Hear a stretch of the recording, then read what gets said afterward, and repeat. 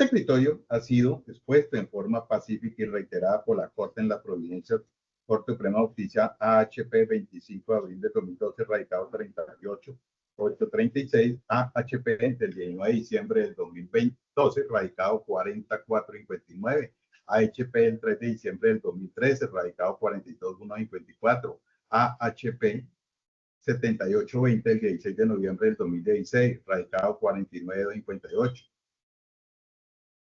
AHP 021-2021 del 18 de enero del 2021, radicado 58.780, entre otros. Específicamente, la Corte Suprema de Justicia, en providencia AHP 182 del 2015, de enero 22 del 2015, radicado 45.227, en la que, en un caso relacionado con la misma causal invocada, por el accionante se dijo en forma concluyente: no puede entenderse arbitral la privación de la libertad de los procesados atendiendo a que ya se presentó el escrito de acusación y por ende desapareció el fundamento temporal que daría paso a la causal de liberación de precado. En estas condiciones, los razonamientos de la autoridad judicial accionada, lejos de constituir una vía de hecho, se encuentran acorde con la postura de esta corporación, que esta corporación ha sentado por vía de habeas corpus, entre otras, la cual, cuando la situación presuntamente vulneradora del derecho a la libertad se ha superado, no hay lugar a adoptar alguna decisión tendiente al restablecimiento de este. Postura que resulta totalmente aplicable en sede de función de control de garantías por resultar equivalente, de manera que si para la fecha de realización de la audiencia de libertad por vencimiento de término, la Fiscalía ya había radicado el escrito de acusación, como en este caso, era viable decretar la existencia de una situación superada. En estas condiciones es evidente que la judicial accionada no incurrió en defecto específico de procedibilidad alguna susceptible de ser corregido por esta vía. Entonces, tenemos que, para el caso de autos, hay dos situaciones que llevan efectivamente a negar la solicitud elevada por los defensores contractuales. En el primero, porque no han transcurrido los 120 días, hasta hoy sería ya. No ha transcurrido los 120 días porque no transcurrió el día 3 de julio, que sería el término máximo. Y aunado al anterior, pues nótese que la Fiscalía, previo a la realización de esta audiencia, las 2:45, cumplió con esa carga procesal de radicar ese escrito de acusación, haciendo por ende improcedente lo despejado por los señores defensores contractuales. Doctor Daniel Giovanni, ¿quiere usar la palabra? Gracias, su señoría. Interpongo recurso de reposición en subsidio de apelación que sustentará una vez así me lo permita. Gracias, doctor Giovanni. Doctor Luis Andrés. Gracias, señor juez. En el mismo sentido, interpongo recursos de reposición y en subsidio de apelación. Gracias. Gracias, señora fiscal. No, señoría, me pronuncié conforme con su decisión, me pronunciaré como no recurrente. Doctor Giovanni, tiene usted la palabra. Gracias, señoría. Pongo de presente que, o sea, lo primero que me opongo pues, a la decisión adoptada por su digno estrado y que precisamente por eso mismo le solicito de manera muy respetuosa que reconsidere la decisión aquí adoptada y que en caso eventualmente de mantenerla por tratarse esos recursos de una única intervención, pues proceda a remitir las diligencias al superior jerárquico por las siguientes razones. En primera medida, pongo de presente que no estoy de acuerdo con el hecho de que se considere que la sustentación en cuanto a el tiempo transcurrido a aplicar sea el de los 120 días de los que pues genera ese parágrafo, ¿no? Y es por lo siguiente, resulta que la ley 1464 del 2011 pues establece un listado puntual de delitos y allí estos delitos los podemos ver entre el artículo 15 y el artículo 32. Se listan comportamientos como soborno transnacional, enriquecimiento ilícito, tráfico de influencias de particular, acuerdos restrictivos de competencia, fraude, subvenciones y muchos otros relacionados con el sector de la salud.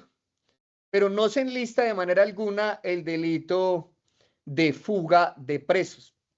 ¿Y ello por qué es importante? Porque tratándose de un debate que gira en torno a la libertad de una persona, es decir, un debate que gira en torno a la imposición de la medida de aseguramiento Las audiencias entonces de vencimiento del término, pues son vencimiento de término de esa medida que priva la libertad. Y siendo ello así, pues debe hacerse con base en la conducta que generó la privación de la libertad con esa medida.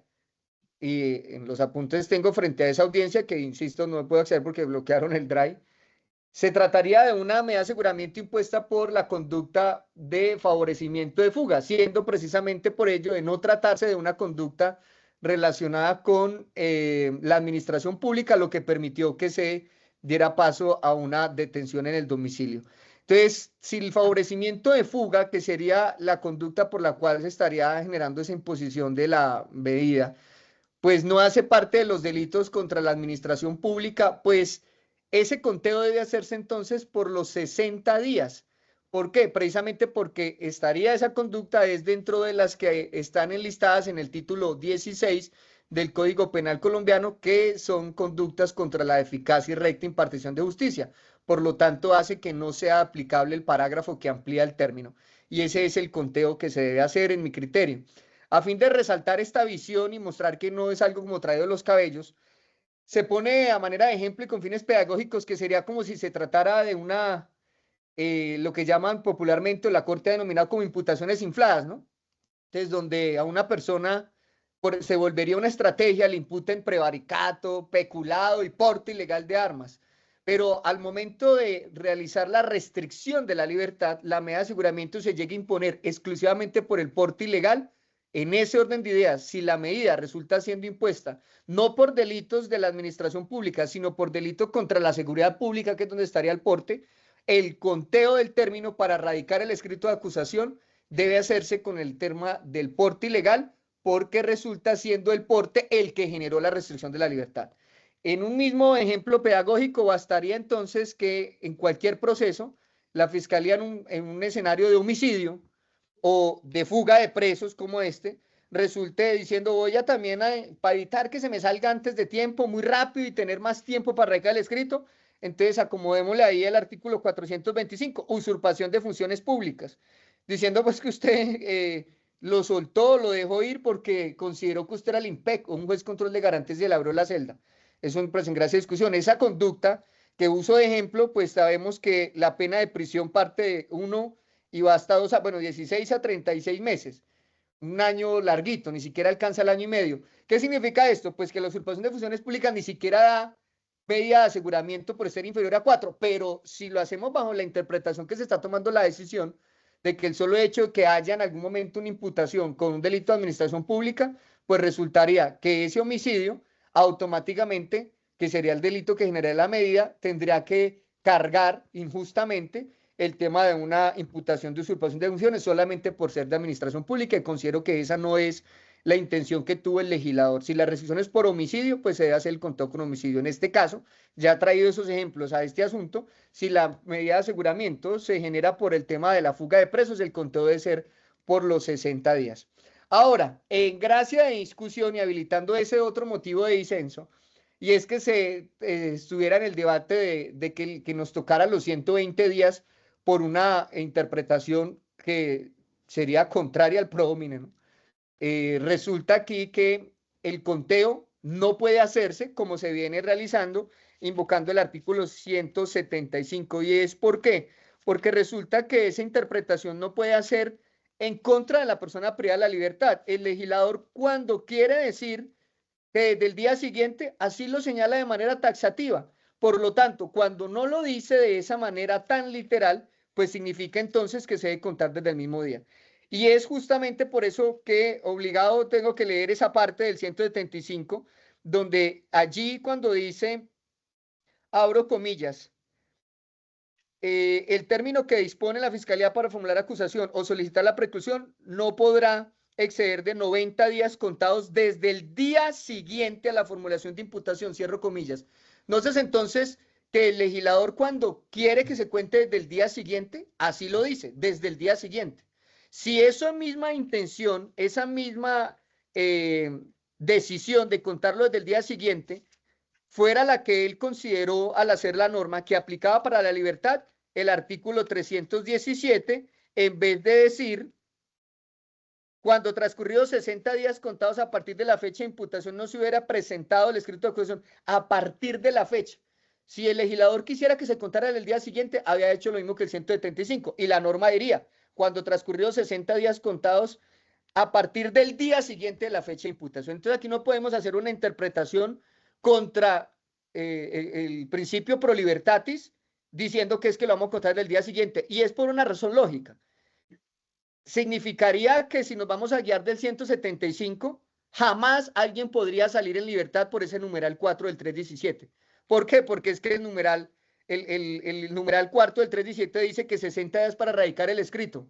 Pero entonces esa causal es letra muerta en el código, porque si el 175 nos dice que el término para formular la acusación es de 90 días, entonces cualquier persona que pudiera beneficiarse con los 60 días dentro de un delito cualquiera, que no tenga nada que ver con la ni justicia especializada, ni que tenga que ver nada con la administración pública, entonces automáticamente cuando le invoque le dicen, no, es que tiene que guiarse del 175. Y el 175 dice 90. Entonces, ¿cómo entendemos eso?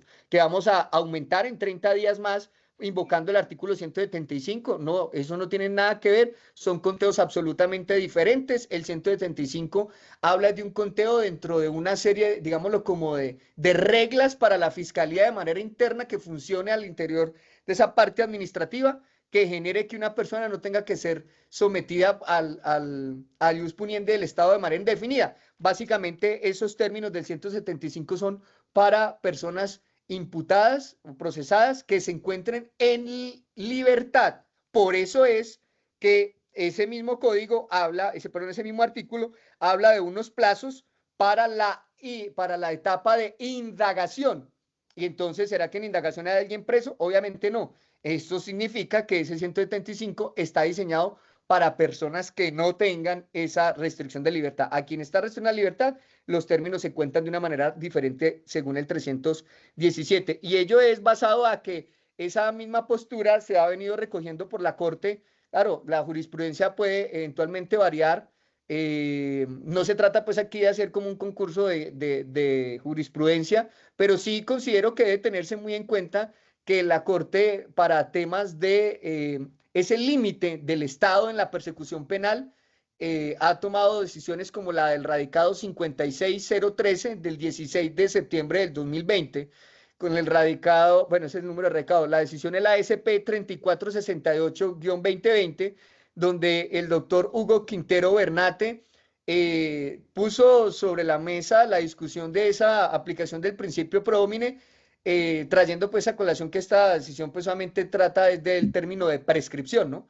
Y entonces allí pues precisamente dice básicamente que lo siguiente al referirse a términos, abro comillas, no puede perderse de vista en un derecho penal demoliberal y garantista como el que rige el ordenamiento jurídico colombiano, que corre en contra del Estado, ineludiblemente a favor del procesado, como quiera que es sanción para el primero no haber realizado absolutamente todas las gestiones para determinar en el amplio plazo que le otorga la ley. Entonces, eso refiriéndose que a términos. En este caso, pues se trataba era de un término de prescripción, pero que precisamente lo resaltable de esa decisión es esa motivación de que el garantismo del Estado en cuanto a esa posibilidad de persecución, de imponer restricciones, medidas, de someter a una persona, debe interpretarse como un castigo en el tema de términos para quien, teniendo todas las posibilidades para tomar decisiones, no lo hace en el tiempo que corresponde. Y en ese orden de ideas, si se realiza el término de esa manera, contrario a que alguien haya dicho que no me escuchó hacer el conteo, venga, pero si yo dije que el 5 de mayo se completaban 60 días y el día de hoy ya eran 121, pues se entendería que todos sabemos que efectivamente cuántos días tiene el mes y no creería que me toque empezar aquí a decir día mayo 5, día 1, perdón, marzo 5, día 1, marzo 6, día 2, pues sería un tema que iría en contra pues de los principios de celeridad, eficacia y eficiencia. Se hizo el conteo y en ese criterio considero que al día de hoy hay 121 días porque el conteo debe iniciar, como lo señala el legislador, a partir de ese día. Y recordemos que es que el término a partir lo podemos ver plasmado dentro de otro tipo de decisiones en el ius puniendi, como cuando se señala que se decreta una nulidad a partir de la imputación. Entonces, ¿qué significa eso? ¿Qué es lo que sigue después de la imputación? o sea que la imputación queda viva y lo que se cae es la medida de aseguramiento. No, se cae también la imputación porque ese a partir significa inclusive.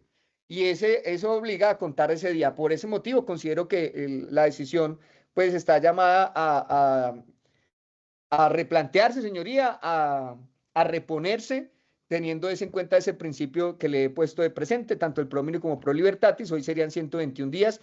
Y nótese cómo además, pues de hecho se radica faltando 15 minutos para el inicio de la diligencia, lo que hace precisamente que se trate de una decisión justa, en el entendido a que se viene dilatando esta actuación como si fuese una especie de mecanismo de presión a los procesados para que eventualmente lleguen a alguna negociación. Nótese que no en vano ahora tenemos otro problema que está en sus manos en este momento, señor juez control de garantías, y es todos los efectos que genera la decisión de negar la libertad.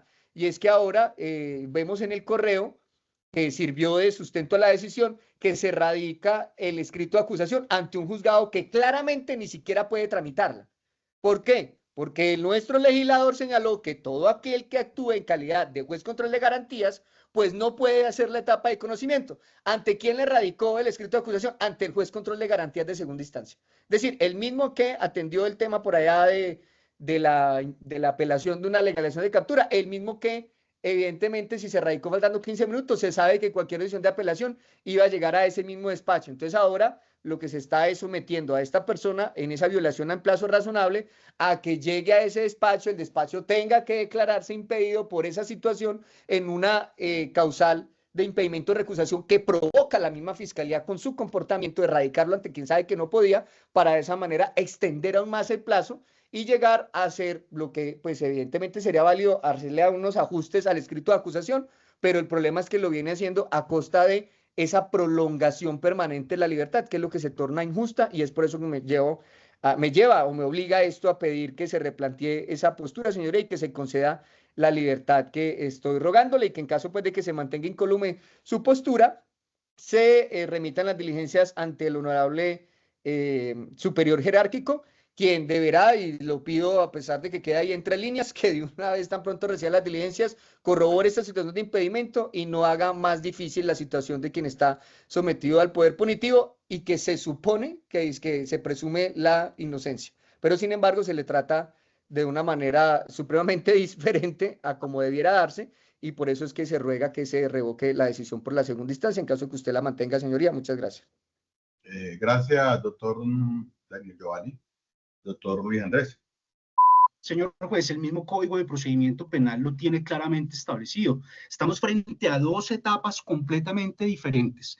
Frente al numeral cuarto del artículo 317, 60 días que se doblan 120 días a partir de la fecha en que se hace la imputación, hasta que se presente el escrito de acusación. Eso es una etapa con unas causales de libertad que el mismo código lo trae y que remite no al artículo 175, señor juez, al artículo 336.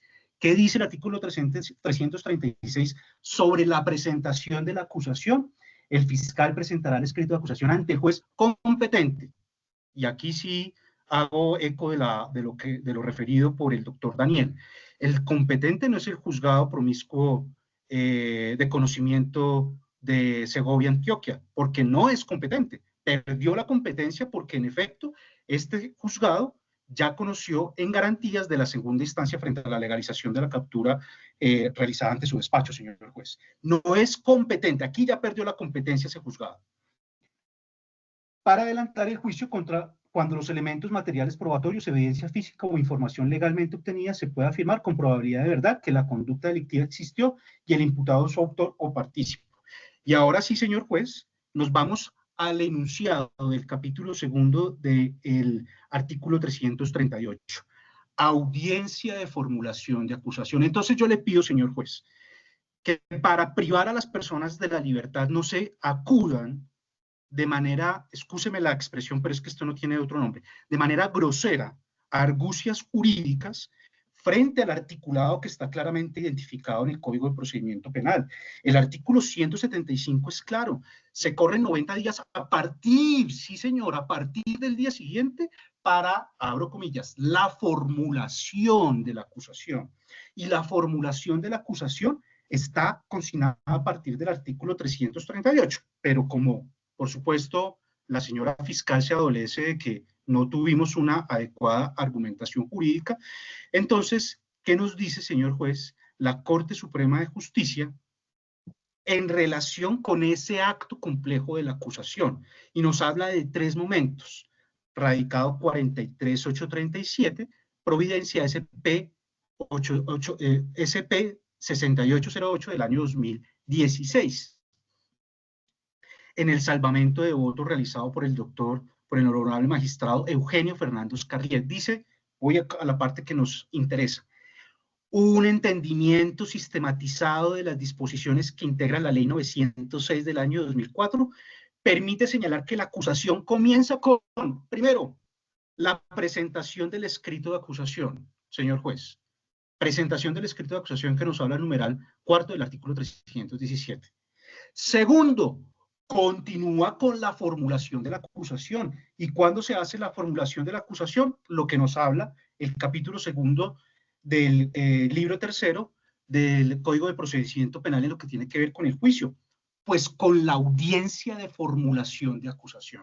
Señor juez, usted tiene que preguntarse si en este momento ya se presentó la audiencia de formulación de acusación, de lo que nos habla el artículo 175 que la señora fiscal le trajo a usted como ese día después de la formulación de imputación. No, no se ha hecho. Se hizo la presentación de manera apresurada el día de hoy para seguirles privando injustamente la libertad a los señores Rodríguez y al señor Villa.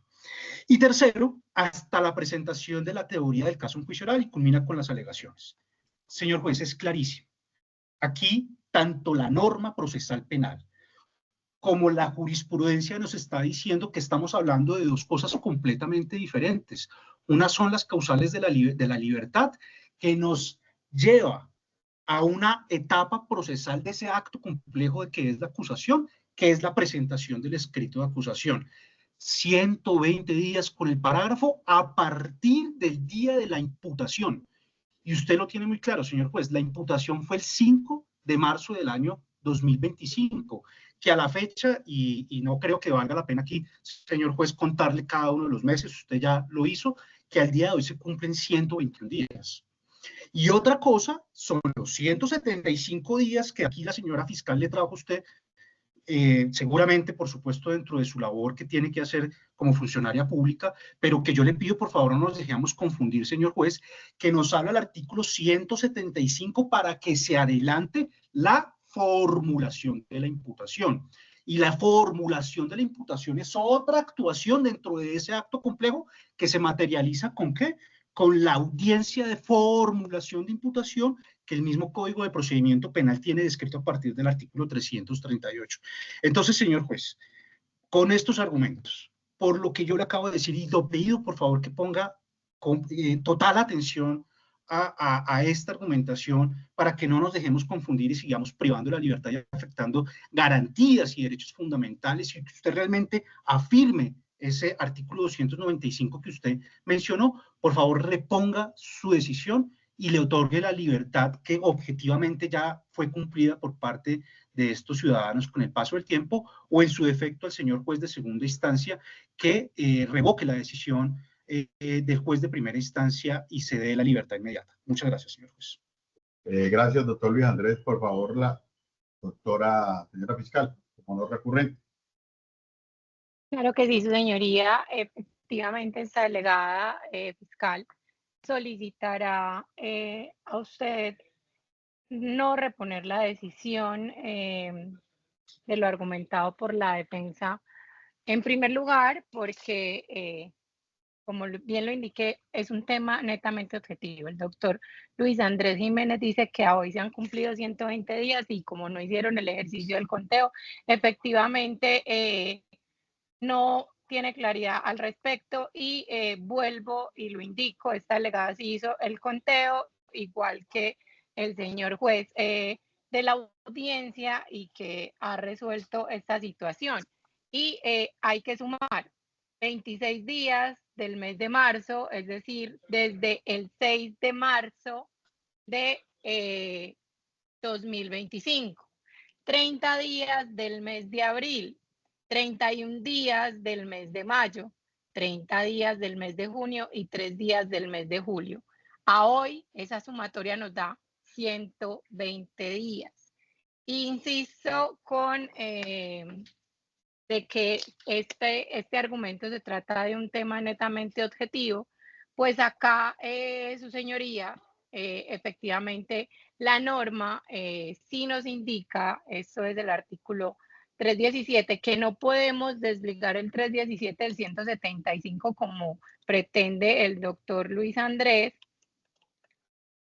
pues que, como ya bien lo indiqué, su señoría, en primer lugar, efectivamente, ya el legislador estableció cuál es el término previsto para presentar el escrito de acusación. Esto es 60 días cuando no están privados de la libertad, 90 días cuando están privados de la libertad, 120 días cuando se trate de los delitos ya referidos, su señoría, por usted, pero en específicamente lo que nos atañe a nosotros son los delitos de la administración de justicia. Es decir, ya con la presentación del escrito de acusación comienza la etapa de juicio y es un error de los abogados que no sé si no revisaron bien el correo, pero el escrito sí fue radicado ante el juzgado del circuito de Segovia. De hecho, tengo la confirmación del juzgado, este escrito no se radicó ante el juez de control de garantías, es decir, al señor juez se le envió y se le reenvió el correo, es más, no lo conocía y por eso esta delegada fiscal hace la remisión al despacho para que pueda verificar y constatar el envío de ese escrito de acusación que el día de hoy acusa recibido Braya Lorena Cardeño García, secretaria juzgado promiscuo del circuito, al correo que fue enviado desde mi despacho por la asistente del mismo. Es decir, esta delegada no está tratando de llevarlo usted, señor juez, a, como manifiestan aquí los abogados, a confundirlo, pues creo que la norma es clara, su señoría, y que más bien, pues al indicar que esta delegada había radicado ante un despacho que no era el competente, están equivocados los abogados al aducir precisamente que se había remitido a otro juzgado. Eso sí es, no sé si por equivocación, pero ambos manifiestan lo mismo, eso sí es tratar de confundirlo a usted. No con la norma, señoría, porque la norma es clara, usted fue claro también en sus argumentos, no solo en lo normativo, sino en lo jurisprudencial. Y es por ello pues que voy a reforzar también, señoría, la decisión que tomó en su despacho, que a consideración de esta delegada es acertada. Uno, porque estamos dentro de los 120 días, es decir, al día de mañana, 4 de julio, estarían vencidos los términos, se presentó el día 3 de julio y no obstante, pues aún hoy no se ha vencido el término, pues ni siquiera son las 12 de la noche o en su defecto las 5 de la tarde, hora en el que los despachos judiciales, pues hora hábil para ellos en el tema de recepción de documentación, que los correos, como bien sabemos, solo reciben hasta las 5 de la tarde y que posterior a las 5 ya se tomaría como recibido al día siguiente.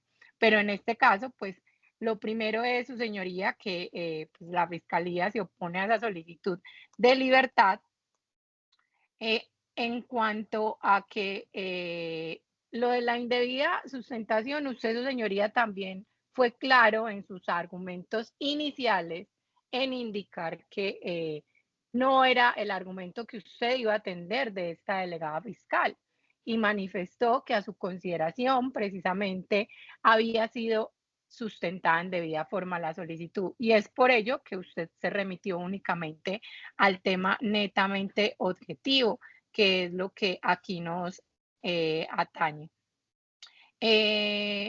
Lo segundo es que, como usted bien lo ha indicado, la jurisprudencia ha respaldado la postura del despacho en cuanto al artículo 175 y específicamente en lo que respecta a las personas privadas de la libertad. La Corte Suprema de Justicia en sentencia SP 15267 de 2017, radicado 48876, indicó la norma aplicable para computar el término de 120 días en caso de medida de aseguramiento es el artículo 175 del Código de Procedimiento Penal, pues regula expresamente dicha situación, estableciendo que dicho término empieza a contarse a partir del día hábil siguiente a la imputación. La relevancia, su señoría, de esta sentencia es porque unifica, su señoría, el criterio de que no se debe acudir por analogía a otras normas, como el artículo 62 de la Ley Cuarta de 1913, del Código General de Proceso, ni el 175 norma especial, bueno, ni las otras normas que han indicado. Es más, esta jurisprudencia es relevante porque ya indica que es el artículo 175 el que determina precisamente cuál es a partir de cuándo se empieza a contar el término. También la sentencia del Consejo de la Corte Suprema de Justicia, SP 2058 de 2019, radicado 53213.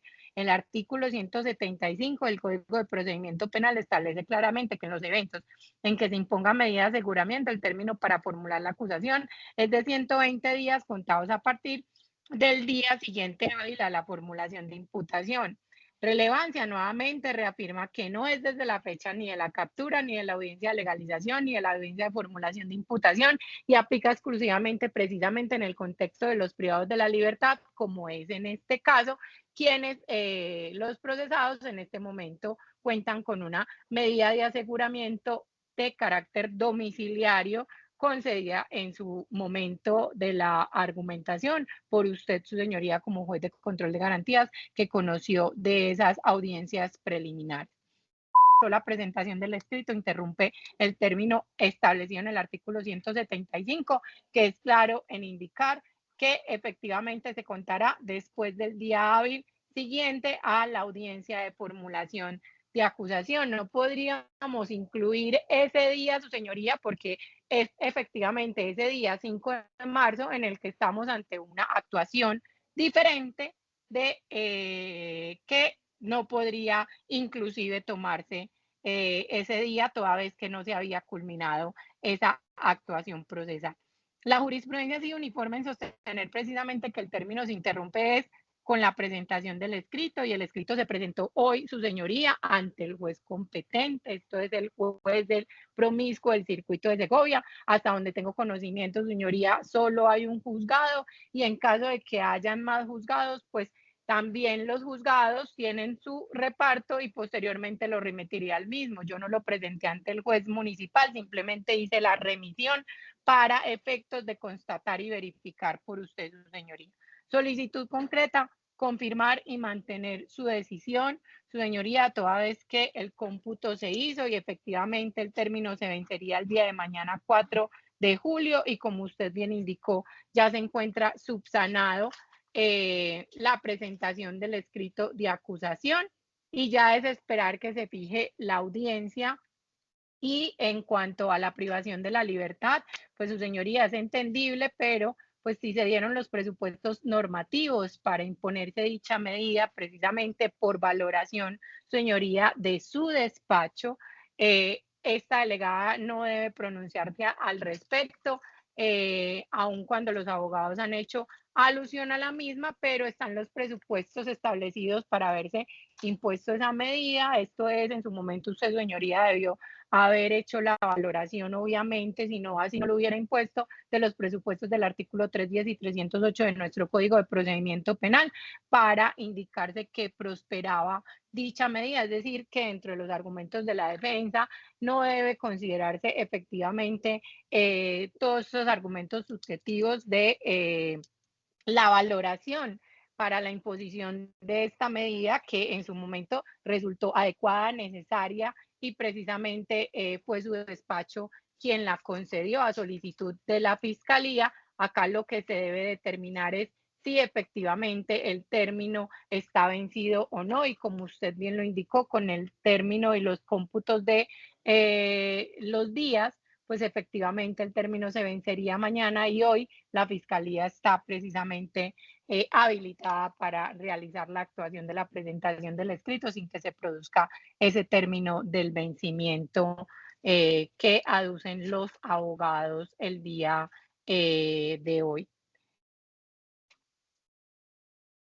Lo último es que esta delegada, señoría, no está dilatando, es una acusación que hace el abogado, el doctor Daniel Neira, y me parece irresponsable, desleal y un poco acelerada afirmar que la Fiscalía General de la Nación está dilatando, sin obviar la carga que tenemos los fiscales delegados, su señoría, al igual que los despachos judiciales. Creo que aquí ningún administrador de justicia y ninguna de las partes procesales, a no ser de que el doctor Daniel Neira tenga prueba en contrario de que esta delegada lo ha hecho de forma omisiva y que esta delegada efectivamente no ha querido realizar la erradicación del escrito, como si yo no tuviera más casos que atender y no tengo 60 juicios en este momento, pues su señoría es irresponsable hacer esa afirmación de dilatación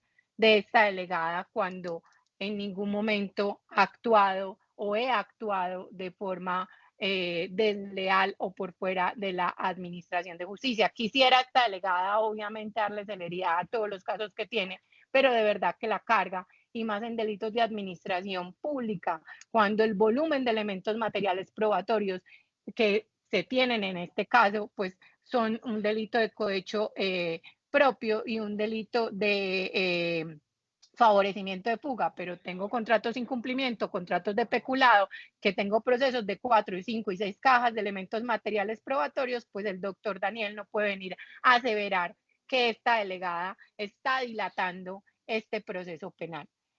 Acá son los términos que la ley nos da y yo tampoco estoy, su señoría, obligada a radicarlo de forma anticipada, sabiendo que también tengo otras obligaciones y tengo otra carga y que, como bien lo indicó él mismo, refiriendo a la misma página de la Fiscalía General de la Nación, se había realizado un programa metodológico. El programa metodológico es porque se generó y se expidió una orden a Policía Judicial dentro de los términos que tengo, esto es dentro de la investigación penal que a mí me compete para obtener otros elementos que puedo aportar en su momento cuando deba o cuando reciba los mismos precisamente en respuestas de esas órdenes a Policía Judicial que se han emitido por esta delegada fiscal.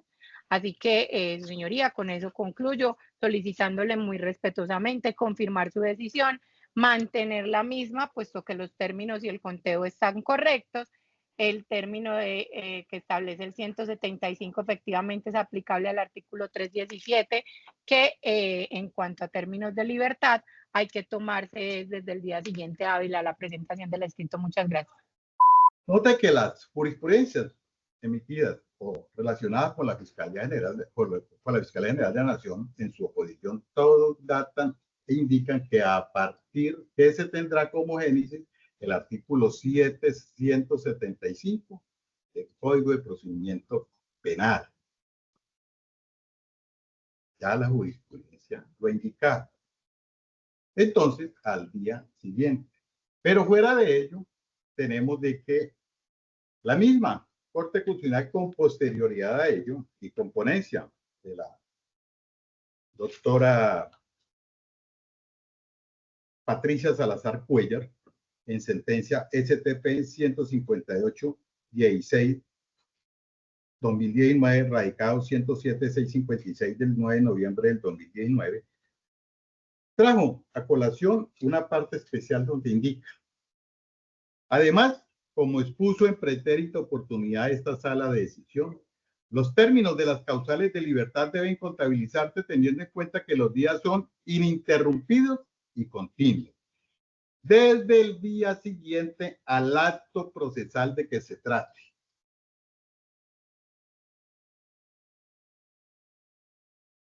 Ello concordante con lo indicado por la Corte Suprema de Justicia STP 21643 del 2017. Interpretación jurisprudencial que data de con posterioridad a la vigencia de la norma anterior. Entonces tenemos que se reafirme efectivamente que el cómputo de términos es a partir del día siguiente. o sea, del 6 de marzo, de donde se colige que a la fecha no han transcurrido 220 días, sino 119 días. Eso es uno. Y segundo, lo anterior. Efectivamente, como indica el doctor Daniel Giovanni, acá hay una situación que escapa del juez de control de garantía y que de pronto efectivamente va en detrimento de sus prohijados o de su prohijado en especial. Y es que efectivamente se presentó el escrito de acusación ante quien está tramitando la segunda instancia en sede de control de garantías, que es un impedimento procesal o es constitucional. Pero ¿a quién le corresponde emitir esa? ¿Quién es el que debe declararse el impedido? Es el juez. La fiscalía debe presentar el escrito ante la competencia territorial y ya sea él quien determine efectivamente su incompetencia. Eso es personal, más no es de la dependencia institucional, sino que es personal. Entonces, es él, efectivamente, el que debe declararse por, efectivamente, encuentra este despacho que pues, la Fiscalía espera hasta última hora precisamente para ejecutar este acto de erradicación del escrito de acusación, pero el mismo legislador le da eso. Entonces, lo anterior lleva a que efectivamente no se reponga efectivamente a Providencia y ante el estado promiscuo del circuito de esta localidad y en el efecto diferido, devolutivo, perdón, se considera la impugnación presentada por los señores defensores ordenando la remisión inmediata de esta actuación. En Barranquilla todo el mundo